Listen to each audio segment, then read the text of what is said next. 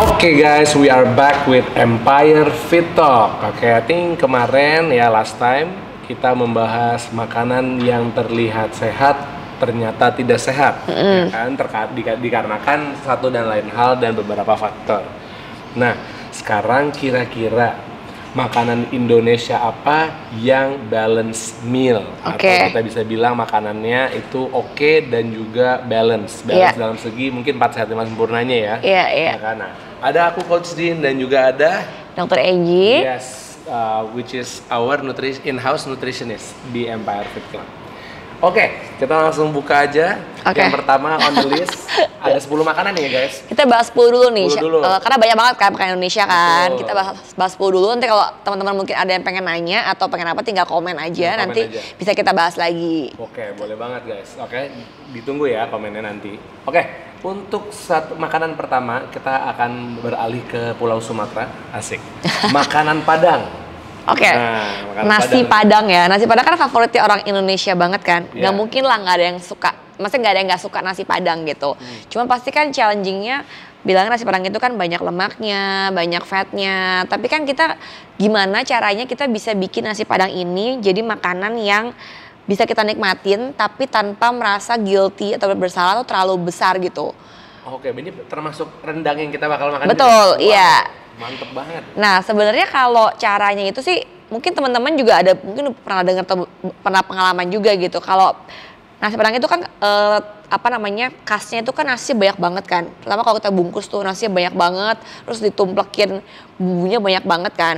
Nah, biasanya paling kalian bisa minta nasinya itu dikurangin. Atau kalian kalau makan di rumah, taruh di piring, nasinya itu diisi 1/4 piring aja. Atau paling nggak at least 1 hand cup lah, satu genggam tangan gitu loh. Oke, berarti nasinya diporsiin. Nasinya diporsiin yang pertama. Kemudian jangan lupa ambil proteinnya. Entah itu mau rendang, entah itu mau ayam, telur, dan lain-lain. Nah, udah gitu kalau bisa minta dipisah, jadi jangan digabung dalam satu kantong bungkusan itu gitu kalau dibungkus bawa pulang. Dan kalau makan di tempat bisa minta juga kuahnya itu jangan diguyur lagi di nasinya. Jadi cukup yang protein yang bumbunya itu yang nempel di proteinnya aja. Terus sayurannya biasanya kan ada nangka santan, ada juga sayuran yang lalap-lalapan. Nah, kalau mau yang santan pun juga kalau bisa jangan dipakein bumbu tambahan lagi, atau kalau kalian pengen lebih kurang lemak bisa pakai yang lalapannya, yang kayak daun singkong lalap, timun kayak gitu-gitu. Oke guys, ternyata nasi Padang aman loh, ya kan? Iya. Nah, contohnya bisa di sini ntar lihat nih. Oke. Next on the list kita ada soto. Mungkin ini bisa soto babat, bisa soto ayam, soto ada apa lagi? Soto bening, Betawi, ada soto santan ya. Soto bening. Nggak tahu kalau miso sup itu soto bukan? Itu mungkin sup ya, beda lagi. Iya. Sop kambing gitu-gitu kan. Nah, itu kira-kira gimana nih kalau soto-soto gini itu? Kan berkuah. Betul. Kalau berkuah bukannya itu juga healthy atau enggak sih atau gimana? Apa itu juga ada minyaknya kita nggak tahu. Kita nggak tahu kan, apalagi kalau kita nggak bikin sendiri ya. Sebenarnya kalau memang mau ideal soto kita bikin sendiri nih, jadi kita bisa taker tuh minyaknya berapa banyak, kemudian tambahannya berapa banyak lah pokoknya. Soto itu kan ada yang bening, ada yang ada santannya. Kalau yang bening kadang-kadang orang pikir juga lebih aman ya dibanding yang bersantan ya. Memang sih lebih sedikit lemaknya dibanding yang bersantan nih. Tapi kan soto bening pun juga kadang tambahin minyak juga kan. Tipu daya guys. Jernih-jernih tapi berminyak. Nah, itu yang agak-agak jadi tantangan nih buat kita juga gitu supaya jangan banyak makan minyaknya. Padahal kan yang enak justru kuahnya kan. Nah, biasanya sih caranya ya at least kuahnya nggak dihabisin semua. Kayak orang makan ramen lah ya kan mau habisin kuahnya juga. Mungkin karena ada taste-nya, ada bumbunya. Iya. Terus soto kan ada tambahan bihun biasanya atau tambahan bakminya tuh. Tambah nasi lagi. Nah, tetap kalian porsiin sih. Kalau kalian udah makan nasi, diporsiin sesuai dengan porsi makan kalian juga gitu. Kalau yang besar kayak Coach ini 1 porsi nasi yang cetakan sih nggak apa-apa. Cuma kalau kayak aku mungkin aku makannya setengah. Karena kan ada bihunnya dikit lagi kan di dalam sotonya itu. Jadi supaya nggak kebanyakan karbohidrat. Kemudian bisa minta ekstra ayam atau ekstra protein supaya lebih kenyang, sama ekstra sayur atau kol supaya lebih full juga. Dan kuahnya jangan dihabisin semuanya. Nah, ini ada pertanyaan yang aku nggak tahu sulit apa enggak. Cuman kalau misalnya aku pernah dengar, kalau makan soto sebenarnya ngaruh nggak sih kalau nasinya dicampur dengan sotonya dan tidak dicampur dengan sotonya? Nasi dicemplungin gitu ya, ke soto kan ya? suka dicampur tuh, Iya. mungkin biar ini deh, biar enak gitu ya. Ya, jadi kalau orang makan langsung sama nasinya, itu kira-kira sama aja sebenarnya kadar kalorinya atau berubah atau gimana? Karena kan nasinya juga kan akhirnya diresapi oleh kuah soto. Betul. Biasanya sih kalau kalian campur, cenderungnya kan bakal abisin semua sampai kuah-kuahnya. Bener nggak sih? Iya. Karena kan pasti, nasi belum habis nih, masih di dalam nih, bakal dimakan terus kan. Nah kalau kalian yang kalau begitu akan habis semua tuh, jadi takutnya fatnya kebanyakan, lemaknya kebanyakan. Jadi aku sih lebih prefer memang lebih diiniin sih, dipisah gitu. Oke, berarti sebenarnya kalau kita mau atur makan soto, fatnya itu lebih baik kita atur untuk nggak habisin si kuahnya. Betul. Jadi secukupnya aja kuahnya kita makan, nggak harus sampai habis full toh. Dan dengan cara kita memisahkan nasinya, dia tidak akan tercampur dan terabsorb. Jadi kita akhirnya mau ngabisin semuanya. Ya, atau kalau bikin sendiri, misalnya pengen bikin soto pakai susu ya, kayak sop kambing ada sop kambing pakai susu gitu kan. Itu bisa juga tuh kan akan lebih bisa kontrol lagi. Misalkan pakai susunya yang low fat. Atau pakai ada tuh sekarang semacam krim yang lebih rendah lemak juga ada. Jadi rasanya mirip kayak santan, cuman nggak terlalu banyak lemaknya banget, jadi lebih terkontrol sih. Jadi sebenarnya kalau bisa bikin sendiri pun itu akan lebih bagus buat kalian juga gitu. Oke, alright, soto out of the way. Next one, oke, kita bilangnya martabak terang bulan. Asik ya, waktu matahari nih ya, lagi terang. Wah, angin juga kencang. Nah, martabak ini gimana kalau martabak, Dokter Angie? Aduh, kalau martabak sih emang favorit ya orang Indonesia banget ya. Dessert favorit, apalagi kalau malam-malam gitu kan, udah makan yang asin-asin pengennya makannya manis-manis, apalagi dia buka selalu tiap malam. Saya martabak itu kalau mau dibilang itu sebenarnya makanan yang paling kurang ideal gitu sebenarnya. Karena kan sugar, gulanya tinggi dari tepung, terus pakai mentega lagi atau butter atau margarin, itu kan banyak banget fatnya, belum nanti tambahan toppingnya itu nanti dikasih keju, dikasih coklat, ada juga martabak yang asin pakai telur dan digoreng juga kan. Sebenarnya kalau mau dibilang dibikin jadi makanan yang sehat tuh susah gitu sebenarnya. Paling kalau kalian pengen pun juga kalian mesti porsiin sih. Diporsiin supaya nggak terlalu kebanyakan gitu. Misalnya dalam sehari nih kalian pengen makan, oke lah makan 1 potong gitu. Dalam sehari setelah kalian makannya bagus semua, it's okay gitu. Cuman kalau misalnya kalian nggak makan seharian terus malamnya kelaparan makan martabak 1 loyang, ya itu jadi nggak bagus. Apalagi kalau itu jadi habit ya. Takutnya nanti malah kolesterol segala macam malah muncul. Gitu. Oke, berarti kira-kira kan martabak itu kan yang orang tahu ada manis, ada asin. Berarti asin lebih mending daripada yang manis. Sebenarnya kalau dari segi balancing komposisi iya, karena proteinnya ada lah dari telur sama dagingnya. Cuman kan sama telur ayam, ya. Cuman kan memang itu kan digoreng juga tuh, jadi nanti fatnya lemaknya juga tinggi yang martabak yang asin itu gitu. Jadi memang semuanya kalau mau dimakan pun juga harus tahu porsinya masing-masing. Oke, martabak out of the way guys, ternyata susah ya kalau martabak. Susah kalau martabak. Nah, porsinya benar-benar harus sesuai dengan mungkin kebutuhan sehari-harinya. Dan ya kembali lagi jawabannya asin itu lebih oke karena mungkin dari kadar nutrisinya dia lebih ada proteinnya timbang yang si martabak manis yang isinya cuma sugar sama carbs saja. Betul. Oke, next kita kembali ke, sebenarnya kita udah pernah bahas yang ini, mirip dengan ketoprak, yaitu gado-gado, ya kan, Indonesian salad with peanut sauce. Nah, kira-kira ini gimana? Kan kita udah pernah bahas tuh kalau misalnya peanut sauce itu sebenarnya ekstra ya banget. Tapi apakah dengan peanut sauce dan cuma makan gado-gado itu cukup atau enggak? Tapi kalau menurut aku sih memang kurang di protein. Sebenarnya mungkin ini kayak refreshing aja ya untuk konten yang podcastnya sebelumnya gitu. Ingetin aja kalau gado-gado itu memang cukup balance, ada proteinnya dikit tapi memang entah itu tahu, tempe atau telur. Terus ada juga carbsnya ada dari lontong, dari sayur-sayuran, kentang. Terus sayurnya juga ada kan, lengkap. Terus bumbu kacangnya itu bisa jadi good fat sebenarnya, asalkan pencampuran gulanya nggak terlalu banyak gitu. Tapi kalau bisa kalian minta ekstra protein lagi, misalnya tambahin telur lagi atau tambahin suwiran ayam gitu supaya lebih balance sih makanannya. Jangan cuman full sayurnya aja. Oke, gado-gado plus protein the bomb pas, jadi balance. Oke, next ada bakso. Ya kan? Bakso jumbo atau apalagi tuh? Bakso yang isinya cabe, bakso iya. pedas. Bakso kan favorit orang Indonesia banget kan, Betul. pasti kan. Sebenarnya bakso itu kalau baksonya itu komposisinya dagingnya lebih banyak dibandingin tepungnya, itu masih mending. Oke, berarti yang homemade mungkin ya? Ya homemade, karena kan kita tahu nih, oh takarannya berapa banyak tepungnya Betul. dibandingin si dagingnya gitu. Tapi kalau kalian beli di luar kita nggak pernah tahu kan berapa banyak dia nyampurin si daging sama si tepungnya. Takutnya banyakkan tepungnya. Kalau tepung kan termasuk karbo yang simple tuh, yang bisa bikin gula darah kita juga nggak gitu stabil, lama-lama bisa ganggu hormon juga gitu kan. Jadi memang kalau kalian baksonya atau meatball ini kalian beli di luar, hati-hati, jangan terlalu sering, jangan terlalu kebanyakan juga. Oke, berarti Terus, kalau kayak meatball yang lebih kayak, kan ini kita ngomongin bakso itu memang meatball kan? Iya, Cuman bakso yang Indonesia kan lebih yang ada tepung. Berkuah, Betul kan, berkuah.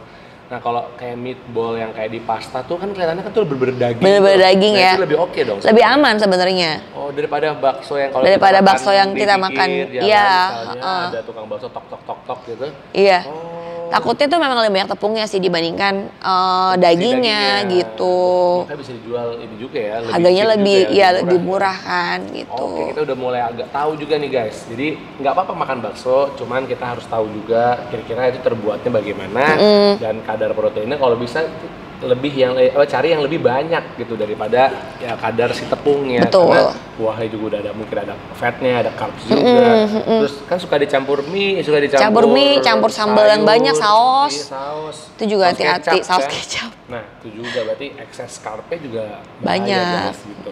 Oke, next. Mungkin ini favorit banyak orang yang nge-gym ya. Iya. Satay. Asik. Sebenarnya sate termasuk makanan Indonesia yang paling ini ya, paling Gym friendly Iya, banget. gym ya. friendly banget. Kayak kalau makan sate approve lah ya. Oke lah, gitu. sate approve. Tapi kan ada sate yang mungkin memiliki lebih banyak setengah lemak setengah daging. Iya. Ada yang pure daging. Pure daging. Nah, yang lebih bagus pasti yang pure daging. Pure daging. Betul. Jangan yang sate kulit tuh misalnya, itu kan isinya fat semua, lemak semua gitu. Terus habis itu bumbunya juga mesti Bumbunya, hati-hati. betul. Dan mungkin kalau bumbunya ya kembali lagi kayak waktu itu udah pernah disaranin dipisah ya. Dipisah Jadi bumbunya. tinggal cocolnya sesuai gitu ya. Oke lah kalau gitu sate lumayan straightforward guys, karena tinggal dipilih aja yang less fat ya kan buat kalian. Jadi kalau suka sate aman banget. Oke, next kita ada pempek dari Sumatera juga nih. Palembang, Yes. ya kan? Yang ada kapal selamnya itu guys. Gitu. Nah, pempek tuh juga termasuk makanan Indonesia yang paling banyak penggemarnya karena Yes. enak banget. Betul. Tapi memang pembuatannya kan pasti banyak tepungnya. Betul. Ya kan, tepungnya tuh Bisa dicampur lihat biar sekali kenyal tuh kan, tepung. biar Betul. kenyal. Habis itu Biar digoreng tekstur. lagi, dicampur sama bumbunya itu kan. Sebenarnya kalau mau dibilang tuh pempek tuh mirip kayak bakso sih golongannya, termasuk proses food yang Processed banyak tepungnya. Oke. Harusnya sih kayaknya sih dibandingin dagingnya pun juga sepertinya banyakkan tepungnya sih kan. Kalau nggak dia nggak bisa kenyal kayak gitu kan. Bakso sama pempek lebih parah mana berarti?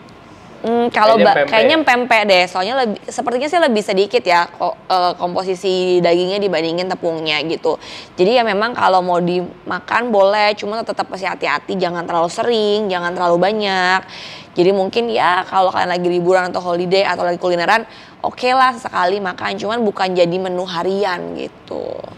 Oke, pempek out of the way ternyata dia itu salah satu yang lumayan susah ya untuk kita Susah, kalian. agak susah. Mungkin harus kita benar-benar make sure bagian mana yang, atau kan pempek kan ada banyak ragamnya ya. Ada yang kapal selam, ada yang ini, yang itu. Nah tapi semuanya ternyata high in tepung dan kita harus lebih bisa memilah dan memilih porsi kita masing-masing lagi. Oke, next kita ada nasi gudeg.